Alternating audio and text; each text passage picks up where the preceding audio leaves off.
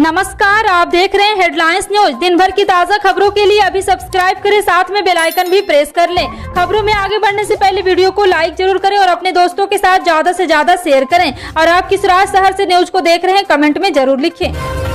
केरल के राज्यपाल आरिफ मोहम्मद खान का केरल सरकार से विवाद थमने का नाम नहीं ले रहा है। ताजा घटनाक्रम के मुताबिक राज्यपाल आरिफ ने राज्य के सभी कुलपतियों से इस्तीफा मांगा है, जिसके विरोध में 9 कुलपति ने हाईकोर्ट का दरवाजा खटखटाया।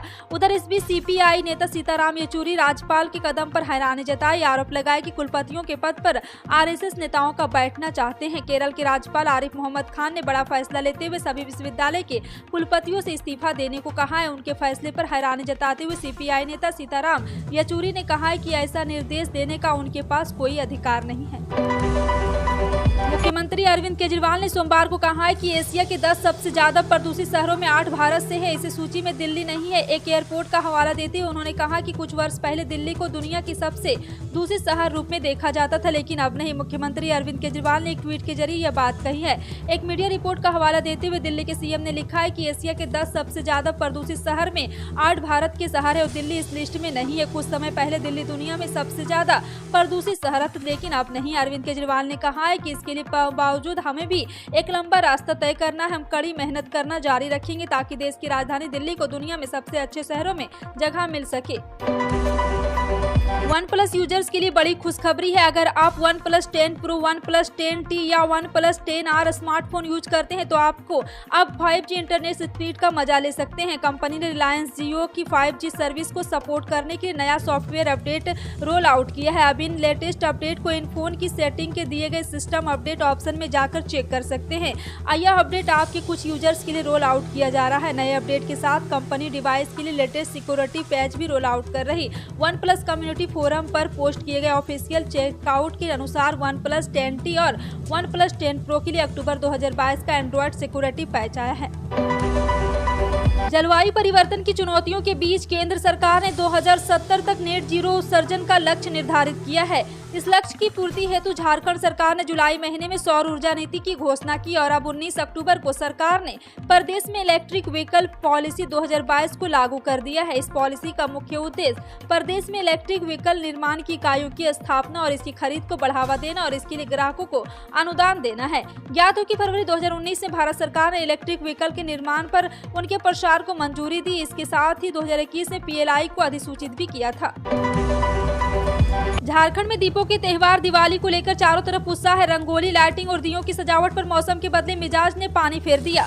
बोकारो में सोमवार की शाम अचानक मौसम ने यू टर्न लिया और शुरू हो गई झमाझम बारिश। शाम में लगभग 3:30-4 बजे के आसपास अचानक आसमान में काले काले बादल मंडराने लगे। कुछ ही देर में झमाझम बारिश शुरू हो गई। बारिश होने के कारण अचानक ठंड बढ़ गई। बारिश के कारण दीपोत्सव का रंग फीका पड़ गया। झारखंड के बोकारो जिले में सोमवार को मौसम का मिजाज बदला और झमाझम बारिश होने लगी। सोमवार को जहानाबाद के नौरू गांव में आयोजित मुंद्रिका सिंह यादव की पुण्यतिथि कार्यक्रम में शामिल हुए। वहां कार्यक्रम में पूर्व मुख्यमंत्री जीतन राम मांझी भी शामिल हुए। वहां एक पत्रकार से तेजस्वी से सवाल किया गया कि जीतन राम मांझी आपके साथ बैठे हैं। कुछ दिनों पहले उन्होंने कहा था अगर नीतीश कुमार देश हित में भाजपा में फिर से जाते हैं तो हम उसके साथ हैं। इसका क्या मतलब है? इस पर तेजस्वी यादव ने साफ किया है कि महागठबंधन में सब कुछ सही है, किसी भी तरह की परेशानी नहीं है। महागठबंधन ने उल्टा भाजपा को करारा जवाब दिया है। उन्होंने कहा है कि जीतन राम मांझी हमारे अभिभावक है और हम उनके नेतृत्व में साथ आगे बढ़ रहे हैं। मुख्यमंत्री योगी आदित्यनाथ ने वनटांगिया गांव जंगल तिनकोनिया नंबर 3 में वनवासियों व मुसहर समुदाय के लोगों के बीच दीपावली की सुखियां और खुशियां मनाते हुए कहा कि शासन की कल्याणकारी योजनाओं का लाभ हर व्यक्ति तक पूरी ईमानदारी से पहुंचना सुनिश्चित होना ही राम राज्य है। केंद्र और राज्य की डबल इंजन की सरकार बिना भेदभाव समाज के अंतिम पायदान पर बैठे व्यक्ति तक शासन की योजनाओं का लाभ पूरी संवेदनशीलता के साथ देने में जुटी है। इससे बड़ा कोई और राम राज्य नहीं हो सकता, जहाँ संवेदना और सुविधाएं एक साथ लोगों तक पहुँचती हो। इस अवसर पर प्रदेश सरकार में कैबिनेट मंत्री डॉक्टर संजय निषाद ने कहा है कि मुख्यमंत्री योगी आदित्यनाथ जो कहते हैं वो करके दिखाते हैं। अयोध्या में रविवार को प्रधानमंत्री नरेंद्र मोदी की उपस्थिति में दीपोत्सव का नया विश्व कीर्तिमान रचने के बाद सोमवार को पूर्वाहन वनटांगिया गांव तिकोनिया नंबर 3 पहुंचे मुख्यमंत्री योगी आदित्यनाथ ने जिले की विभिन्न ग्राम पंचायतों के लिए 80 करोड़ रुपए के 288 विकास कार्यों का शिलान्यास व लोकार्पण किया। हिमाचल प्रदेश की नगरोटा सीट कांगड़ा जिले के अंतर्गत आती है। इस सीट पर कांग्रेस का वर्चस्व रहा है। 2017 से पहले लगातार 4 बार यहां से कांग्रेस उम्मीदवार ने जीत हासिल की। 2017 में भाजपा उम्मीदवार अरुण कुमार ने कांग्रेस की जीत का सिलसिला तोड़ा था और इस चुनाव में कांग्रेस के उम्मीदवार GS बाली विधायक भी चुने गए। उन्होंने भाजपा उम्मीदवार रामचंद्र भाटिया को हराया था। राजस्थान सरकार में चल रहे सियासी संकट के बीच अब अगले साल के आखिर में होने वाले विधानसभा चुनाव की आहट तेज हो गई है, जहां कांग्रेस अपनी योजनाओं के भरोसे सरकार रिपीट करने का दावा कर रही। वहीं बीजेपी ने आने वाले समय में सरकार को घेरने का पूरा प्लान तैयार कर लिया है। कांग्रेस सरकार के 4 साल पूरे होने पर बीजेपी जयपुर में जन आक्रोश रैली का आयोजन करके जो कार्यक्रम पूरे प्रदेश में लगभग महीने भर तक चलेगी। वहाँ गहलोत सरकार के 4 साल पूरे होने पर बीजेपी के प्रदेश पदाधिकारी गहलोत सरकार को घेरने की रणनीति पर काम कर रही है। देश में कोरोना के मामलों में लगातार राहत मिल रही। बीते 24 घंटे में कोरोना के मामले में फिर कम हुए हैं। स्वास्थ्य मंत्रालय ने बताया कि एक दिन में कोविड-19 संक्रमण के 1334 नए मामले सामने आए। रिपोर्ट के अनुसार 188 दिन में ये सबसे कम मामले हैं। बता दें कि 23 फरवरी को कोरोना के 1994 मामले दर्ज किए गए थे। मंत्रालय की रिपोर्ट के अनुसार बीते 24 घंटे में कोरोना के 16 लोगों की मौत भी हो गई है। केरल में 12 लोगों की जान चली गई। देश में कोरोना के अब तक कुल 4,46,44,076 मामले सामने आ चुके हैं। कांग्रेस की भारत जोड़ो यात्रा 3 दिन के लिए स्थगित कर दी गई है। पार्टी के पूर्व अध्यक्ष राहुल गांधी के नेतृत्व में 7 सितंबर को तमिलनाडु के कन्याकुमारी से कश्मीर तक के लिए शुरू हुई भारत जोड़ो यात्रा दीपावली के अवसर पर 3 दिन तक स्थगित रहेगी। कांग्रेस प्रचार संचार विभाग के मुख्य जयराम रमेश ने इसकी जानकारी दी है। दीपावली रोशनी का पर्व है। भारत के साथ पूरी दुनिया में यह पर्व धूमधाम से मनाया जा रहा है। इस उत्साह और पावन अवसर पर CDS general Anil Chauhan, air chief marshal VR Chaudhary और जनरल मनोज पांडे सहित सशस्त्र बलों के शीर्ष अधिकारियों ने अग्रिम स्थानों पर सैनिकों के साथ त्यौहार मनाए। रक्षा अधिकारियों के मुताबिक अभी से ये सभी विभिन्न सीमावर्ती स्थानों का दौरा किया। CDS general Anil Chauhan, air chief marshal VR Chaudhary ने जम्मू कश्मीर में नियंत्रण रेखा पर सैनिकों के साथ दीपावली मनाई, जबकि जनरल पांडे इसे सिक्किम क्षेत्र में सैनिकों के साथ मनाया।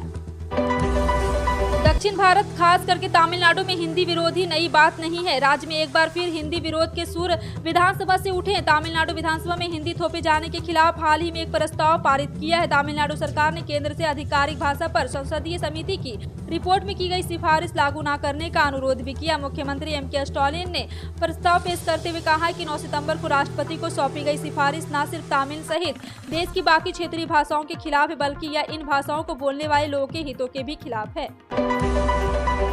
मध्य प्रदेश के मुख्यमंत्री शिवराज सिंह चौहान ने दिवाली की पूर्व संध्या पर कोरोना महामारी के अनाथ हुए 400 से अधिक बच्चों के साथ रात्रि भोजन किया और उनकी शिक्षा के लिए सरकार की ओर से हर संभव सहायता का भरोसा दिलाया। चौहान ने उनकी पत्नी साधना सिंह ने रविवार रात को यहां मुख्यमंत्री के सरकारी आवास में एक पार्टी का आयोजन किया, जिसमें भोपाल संभाग के ऐसे बच्चों को आमंत्रित किया गया। मुख्यमंत्री ने कहा कि आपके मामा का घर है। उन्होंने कहा कि वो चाहते हैं कि बच्चे आनंद से रहे और खुश रहे।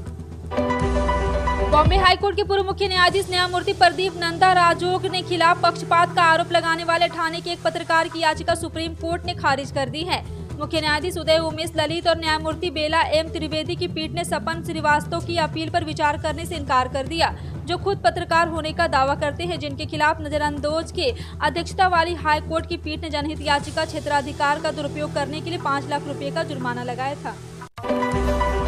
भाजपा के MLC M चिदानंद गौड़ा ने कहा है कि अगर JDS नेता HD कुमारस्वामी के कर्नाटक के मुख्यमंत्री बनते हैं तो उन्हें खुशी होगी। गौड़ा ने यह बात तब कही जब उनके साथ मंच पर कुमारस्वामी और नवजोत धूता स्वामी जी भी मौजूद थे। तुमकुरू के हेलीकुंटे गांव में एक कार्यक्रम को संबोधित करते हुए गौड़ा ने कहा कि हमारे समुदाय को भी केंद्र के साथ अन्य पिछड़ा वर्ग सूची में शामिल किया जाना चाहिए। अगर कुमार गन्ना अगले मुख्यमंत्री बनते हैं तो उन्हें खुशी होने वाला पहला व्यक्ति रहूंगा। हालांकि उन्होंने ये भी कहा है कि जो भी अगला मुख्यमंत्री बने उनके समुदाय को OBC की सूची में शामिल करें। उत्तराखंड की राजधानी देहरादून की सबसे बड़े सरकारी अस्पताल दून मेडिकल कॉलेज हॉस्पिटल को सुपर स्पेशलिटी अस्पताल के रूप में विकसित किया जा रहा है। इसी कड़ी में अस्पताल में अब यूरोलॉजिस्ट भी उपलब्ध होंगे। अब तक यूरोलॉजी का कोई भी डॉक्टर देहरादून के सरकारी अस्पताल में नहीं था, जिस कारण मरीजों को निजी अस्पताल का रुख करना पड़ा था। हालांकि अब देहरादून के सबसे बड़े अस्पताल में यूरोलॉजिस्ट की नियुक्ति कर दी गई है। बता दें कि देहरादून में बड़ी संख्या में गुर्दा, मूत्र और प्रोस्टेट संबंधी बीमारियों से ग्रसित लोगों का इलाज के लिए मुसीबत झेलनी पड़ती थी। कर्नाटक सरकार शिक्षा संस्थान और सरकारी नौकरियों में अनुसूचित जाति और अनुसूचित जनजाति के लिए आरक्षण बढ़ाने वाले अध्यादेश को कानूनी सुरक्षा प्रदान करने के लिए हर उपाय करेगी। राज्य के मुख्यमंत्री बसवराज बोम्मई ने सोमवार को यह बात कही है। इससे एक दिन पहले राज्यपाल थावरचंद गहलोत ने अनुसूचित जाति के लिए आरक्षण को 15% से बढ़ाकर 17% और अनुसूचित जनजाति के लिए 3% बढ़ाकर 7% करने वाले अध्यादेश को मंजूरी दी है। राज्यपाल की ओर से मंजूरी के बाद इसे अधिसूचना के जरिए सार्वजनिक किया गया है। आपका इन सभी खबरों पर क्या कहना है कमेंट सेक्शन में टाइप करके जरूर बताएं। इसी तरह की पल पल की अपडेट जानने के लिए जुड़े रहें आप अपने हेडलाइंस न्यूज के साथ। मिलते हैं अगली बड़ी खबर में, तब तक के लिए जय हिंद।